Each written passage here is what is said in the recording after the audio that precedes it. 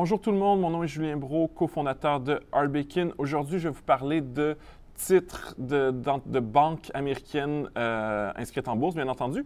Et la première compagnie qui m'amène à parler de ça, c'est Wells Fargo, qui est la quatrième banque en importance aux États-Unis. Et probablement, je dirais, la deuxième banque plus focusée sur le détail là, après Bank of America.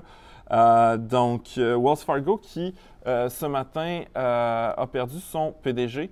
Le PDG Tim Sloan, après une carrière de 31 ans à Wells Fargo, a remis sa démission. Il faut dire que Wells Fargo, qui est une entreprise qui a connu une croissance exceptionnelle et qui était plus profitable de manière plus consistante que ses pairs, a connu quand même un certain nombre de défis avec des scandales là, qui ont affecté son titre, avec des faux comptes et plein de...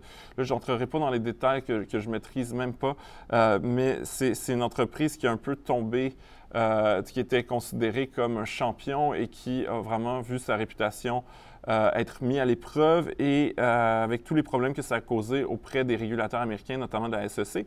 Il y avait des pressions sur le PDG actuel pour démissionner. Ce matin, je pense que le PDG, Tim Sloan, a 58 ans, donc il n'est pas quelqu'un qui était trop vieux pour occuper le poste.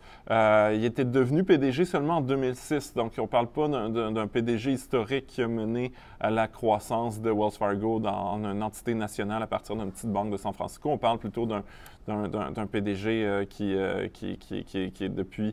le temps passe vite, hein? Ça fait déjà 12 ans. 2006, ça fait 12 ans. En tout cas, ça fait quand même un bout de temps. Donc, c'est ça, sa démission, là, si on regarde le titre dans l'application, on voit qu'il y a un ratio court-bénéfice de 11,37 qui est relativement bas, un beau dividende de 3,34 pour ceux qui ont lu les livres de gestion de Jim Collins, on se rappellera que dans Good to Great, Wells Fargo était une des entreprises qui se démarquait par son excellence, par les qualités là, de visionnaire de son leader de l'époque, dont je ne me souviens plus du nom, malheureusement, mais qui n'est pas le PDG qui vient de démissionner. Et ce qui est intéressant avec Wells Fargo, c'est ça, c'est que c'est une entreprise qui est quand même très, très bien gérée. C'est un acteur national. Le siège social est à San Francisco. Comme ils ont acheté plusieurs banques, là, dont Wachovia, ils se retrouvent à avoir énormément d'employés, pratiquement autant d'employés ou plus à Charlotte, en face de son principal concurrent, Bank of America. Donc, allons voir. Donc, une marge de profit de 32 c'est quand même une belle marge de profit. Oui, il y a plus de compétition dans le secteur bancaire américain. Au Canada, il y a 5 joueurs qui se partagent l'immense majorité du marché. Aux États-Unis, oui, il y a quelques joueurs nationaux, il y a une dizaine de joueurs nationaux qui sont au sommet, mais ils n'ont pas de majorité du marché. Il y a 5000 banques et c'est très, très fragmenté. Donc, allons voir est-ce que Bank of America, qui est le grand concurrent traditionnel dans le secteur du détail, puis quand je fais une différence entre, quand je fais une différence entre secteur du détail, c'est parce qu'aux États-Unis, il y a ce qu'on appelle des grandes banques d'investissement. Au Canada, c'est nos mêmes grandes banques de détail qui jouent le rôle de banques d'investissement. C'est nos RBC, nos BMO. C'est IBC et compagnie. Aux États-Unis, on a des grandes banques comme Goldman Sachs, JP Morgan, qui permettent pas d'ouvrir de compte de banque, par exemple, pour monsieur, madame, tout le monde. Donc, je fais un peu la distinction. C'est une business qui est quand même relativement différente. Donc, si on regarde Bank of America, qui est pas une grande banque, qui est une banque de détail, au même titre que Wells Fargo, c'est leur grand concurrent. Bank of America qui est basé à Charlotte, comme je le disais, ratio court-bénéfice un peu moins élevé, marge de profit plus élevée et moins de dividendes. Oui, il y a moins de dividendes, mais techniquement, l'entreprise est moins chère et fait plus de marge.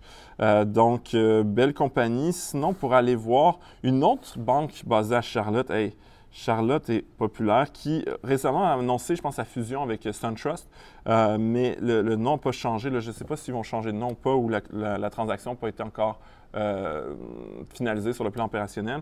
BBT, plus petite banque qui est dans plusieurs États, mais qui est quand même pas aussi nationale. Ratio cours-bénéfice de 12, 37 %. Ça se ressemble, c'est la même industrie. On a l'impression que c'est plus ou moins toute la même chose. Tous se ressemblent énormément. Sinon, allons voir quelques autres. Il y a TD aussi, si vous voulez une exposition au secteur américain, il y a TD qui constitue la 9e banque en importance aux États-Unis. Donc, ça pourrait être un moyen de gagner une exposition au marché américain tout en restant dans une banque canadienne.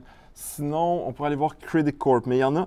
Et puis ça, c'est un truc, j'ai été vraiment surpris ce matin. Je me suis dit, on va parler de banque américaine ce matin.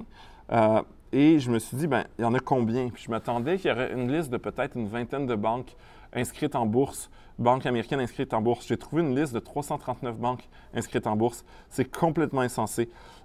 Credit Corp, plus cher, moins de marge de profit. Je ne connais pas Credit Corp. Oh my God, is a financial service holding company in Peru. J'ai trouvé ça dans une liste de titres bancaires surveillés aux États-Unis, mais c'est une institution péruvienne. Je ne pense pas que c'est un comparable aux autres qu'on a vus ensemble. Fait que n'en parlons pas, c'est dans un autre pays. Donc, c'est pas que c'est mauvais, c'est juste que ça me dit pas si c'est plus cher, moins cher que l'autre. Ça me dit pas grand-chose parce qu'on ne parle pas du même marché, de la même business. Donc, sur ça, ben, on peut aller voir TD. J'ai parlé de TD qui est la 9e banque en importance aux États-Unis et qui, pour ceux qui...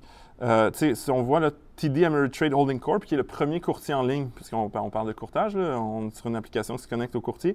Aux États-Unis, c'est un listing à part, donc TD qui a une participation importante, mais qui ne contrôle pas TD Ameritrade aux États-Unis, mais qui, bien entendu, contrôle son propre courtier en ligne au Canada.